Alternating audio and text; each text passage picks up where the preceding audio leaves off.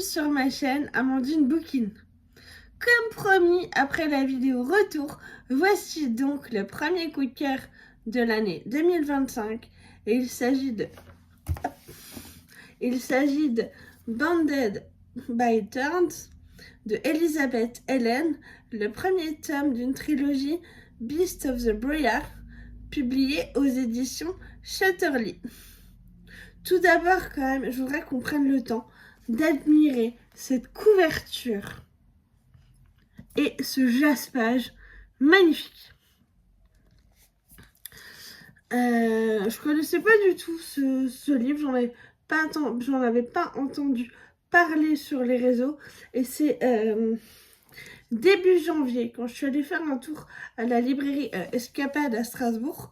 J'en profite pour faire un petit coucou à Marie. Coucou Marie, voilà, si elle tombe sur cette vidéo. Voilà, donc en fait, je me baladais dans les rayons. J'ai lu le résumé de ce bouquin. Puis je me suis dit, tiens, il a l'air sympa. C'est une réécriture de contes de La Belle et la Bête. Je suis assez friande des réécritures de contes. Ça marche plutôt bien avec moi. Je me suis dit, allez, je vais me laisser embarquer. Et donc, je vais te lire le résumé. Elle a toujours aimé lire des contes de fées. Elle n'a jamais imaginé en faire partie. Connue de tous les habitants d'Ora Cove comme la fille de Georges le Fou, Rosalina fait profil bas. Mais Georges n'est pas fou. Il recherche désespérément sa femme. Il est convaincu qu'elle a été kidnappée par des failles. Lorsqu'il disparaît à son tour, Rosalina se lance à sa poursuite. Elle se retrouve dans le Val enchanté à Castletree, où son père a été emprisonné par le prince de l'hiver. Pour le sauver, elle n'a pas d'autre choix que de conclure un marché avec le maître des lieux, prendre sa place dans le château. Le prince de l'hiver n'est pas le seul à régner sur Castletree. Ils sont 4. Chaque nuit, ils se transforment en loups démoniaques. Plus le temps passe, plus leur magie s'éteint, et plus il leur est difficile de protéger leur royaume. Rosalina sera libre uniquement si elle les aide à trouver leur âme sœur, et ainsi à rompre la malédiction. Le problème, 3 des princes sont de plus en plus attirants, et le 4e, le prince de l'hiver, est prêt à tout pour garder Rosalina auprès de lui, quitte à ne jamais briser le mauvais sort. Voilà, clairement, hein, moi, le résumé, il m'a embarqué ni une ni deux. En plus, j'adore La Belle et la Bête, j'adore les réécritures de contes. Franchement, la mayonnaise ne pouvait que monter avec moi. Et ça, bien pris. En plus, voilà, j'adore lire par saison.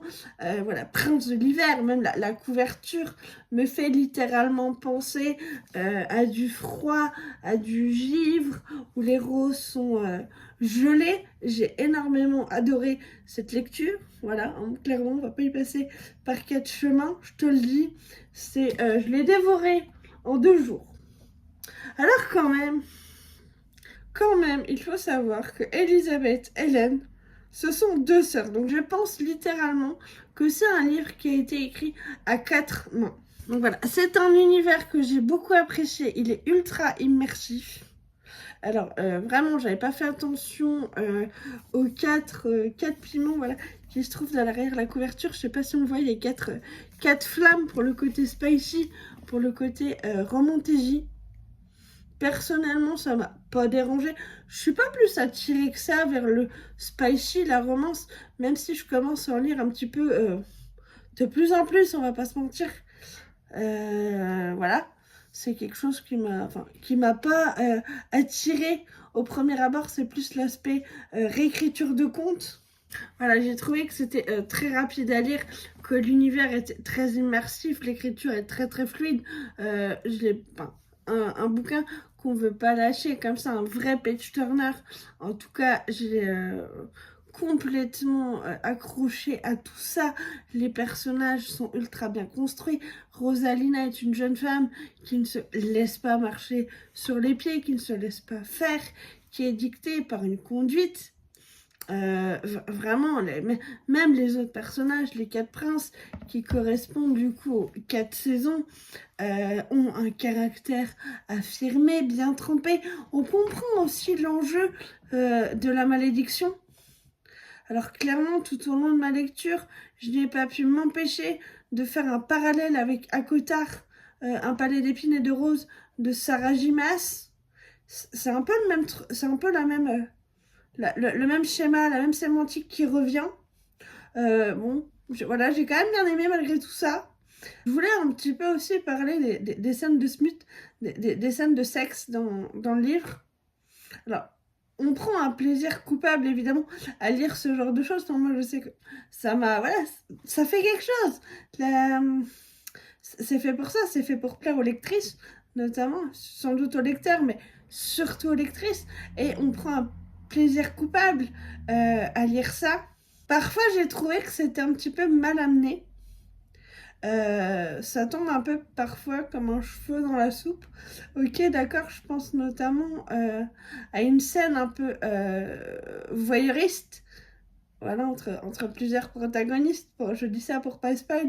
Ceux qui auront lu, bon bah voilà.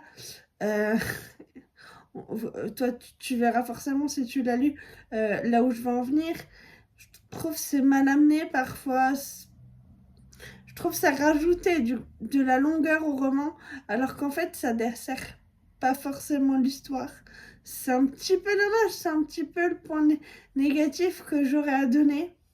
C'est que, voilà, bon, voilà, au-delà du plaisir coupable, ça ne sert pas à grand-chose pour l'histoire. Perso, j'adore le méchant. Je sais pas pourquoi, mais le méchant est très... Enfin, le méchant. Voilà, le méchant, si, le méchant, est un personnage, moi, qui m'a beaucoup intriguée. Je pense que derrière ce premier tome, il y a un univers qui va être construit et qui va être assez incroyable. Enfin, j'attends, moi, la suite avec une grande impatience. Et j'ai envie qu'on ait un vrai méchant, bien méchant, quoi. Un méchant qui a de l'emprise sur les autres personnages qui gravitent autour. Voilà. Il y a un truc qui a fait aussi que j'ai littéralement accroché, c'est que ça s'arrête au moment où on pourrait avoir le plus de révélations.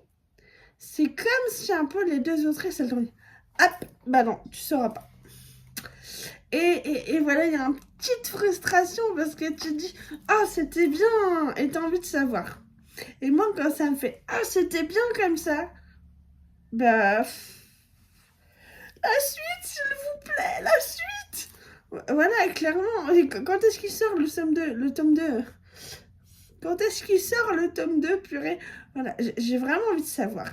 Et quand j'en viens là, je me dis, rallume YouTube, parle-en. Voilà, clairement, j'avais envie d'en parler. En tout cas, cette vidéo touche à sa fin. Merci à tous ceux qui l'auront regardé.